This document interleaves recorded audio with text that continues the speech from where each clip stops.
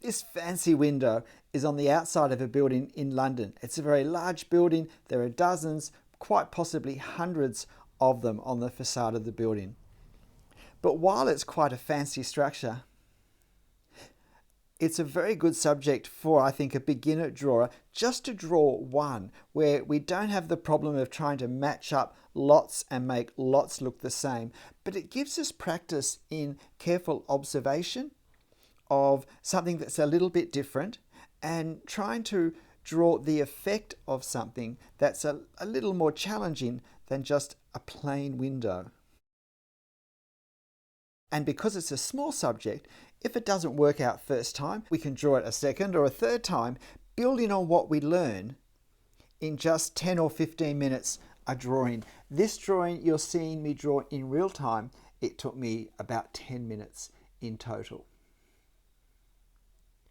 So I start with the actual frame of the window within the stone surround because that's a pretty straightforward shape. I always like to start with a simple shape that I can draw and just work on the proportions well. I'm drawing this actual size, so that makes it a bit easier as well because I can just reference across from the drawing for the vertical sizes. So I'm establishing the actual window, the hole in the wall, so to speak. And now I'm working out how I'll do this decorative band, and I decide to actually do the straight lines closest to the window and then work out as a way of keeping symmetry and of keeping the proportions. There's no right or wrong way for this. It's in the end the way that it helps you draw it most accurately and give you the most options for adjustments.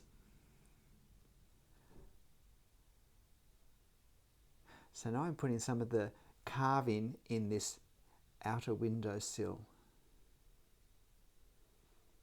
Now, this photo was taken on a dull day and this part of the building was in shadow, so there is no real sunlight which would highlight some of these carvings. They look a bit less obvious in this photo than they do in real life. And then at the base of the window, this surround splays out slightly. And that was probably the trickiest part for me of the whole drawing. But this was always going to be a quick sketch.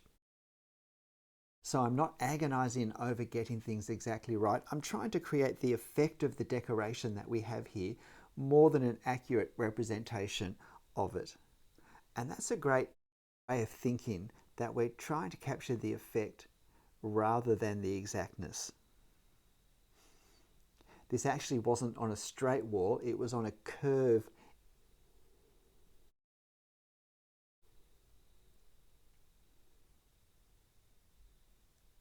So now I get the little details under the side panels of the window surround done.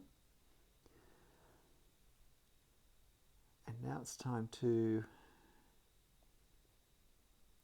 do the top part, which was always going to be the most challenging part because of that lovely heavily carved, curved, or not heavily carved, but deeply carved, curved decorative element on top.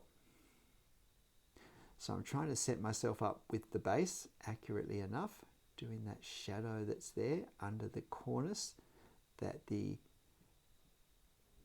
curves sit on. I suppose we'd think of it as a broken arch. Now it's tricky because I want to put that little center rod-shaped structure in the center, but I've also got to make these curves a bit symmetrical. I'm not very good, as you can see, doing a right-handed side curve with my right hand. I'm much better with the left hand, trying to make them look a bit symmetrical before I commit now. Yes, now where is the center? Okay, that's the center. Now there is shadow around these two round ends of this rounded corners, so that will give me a little bit of potential to hide incorrect lines in there a bit later on. Generally, I find it's best to actually get the right lines in place and then see what we can do to disguise any that are in the wrong place.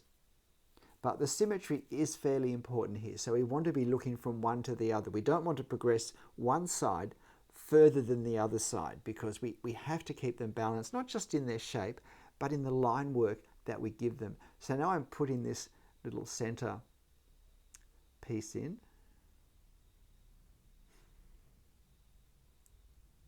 And the proportions are, let's be generous and say approximately correct. That little top bit goes up a bit high.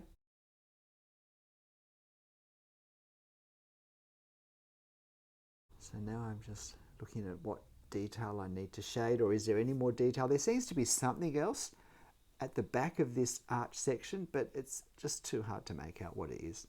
So for this sort of drawing, I'm not going to worry too much. Trying to make some darks a bit darker. I'm going to put these decorative bands on. Not that I'm doing the whole wall, but I think it just does give a little decorative context to the window. It was meant to be seen, this design was meant to be seen with these bands going through it.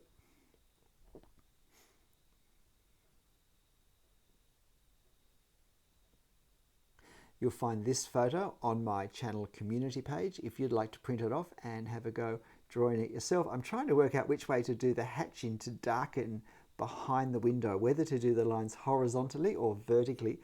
And I wanted to do them vertically, but that's just a bit trickier to stop them in the right place. So I almost did them horizontally, but at the last minute I thought, no, I'll do them the way I want them to be done. You'll notice that sometimes I start at the top with my lines and work down, and then sometimes I start at the bottom and work up. Not so much on this top pane because it was smaller and it was easier to control, but actually, yes, I've just flipped the order I'm doing it, going from the bottom up, and that lets us get a darker area right on the line without flicking past the line. And of course, drawing directly in pen, we can't erase anything. And now I do the same thing with these lower lines. Because it's a longer space, I do go slower, because it's just harder with a longer line to stop in time if we go too fast. So, but again, that's the sort of thing that we work out, each of us, just how fast we can go for the level of accuracy with stopping on a line that works for us.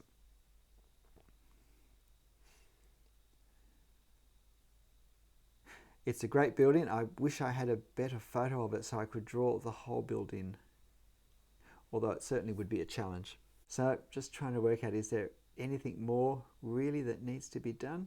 I don't know. Sorry, I should have edited that 10 seconds out where nothing really was happening at all.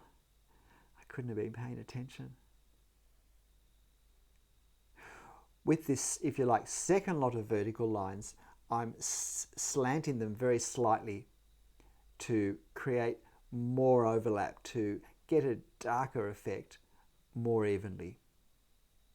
It still has the effect of being vertical, but it can be hard doing only vertical lines to get the effect even enough. Now just finishing some of the shadow around the bottom, just to give it a little more sense of 3 dimensions of actually coming out from the wall. Because we're looking at this window straight on, we're not going to get the same obvious 3-dimensionality in lots of parts of it that we would if we were seeing side on. There was a window on each side that were curving left and right, and they were much more 3-dimensional windows to look at, but I thought that was just a bit too challenging for this beginners series. This is my 9th video in this series. If you're interested in these beginner lessons, G'day, I'm Stephen Travers. I hope you found this interesting. I hope you print the reference off and have a go drawing it yourself. We only, in the end, ever learn by drawing. And hit notifications so that you know when I post a new video. See ya.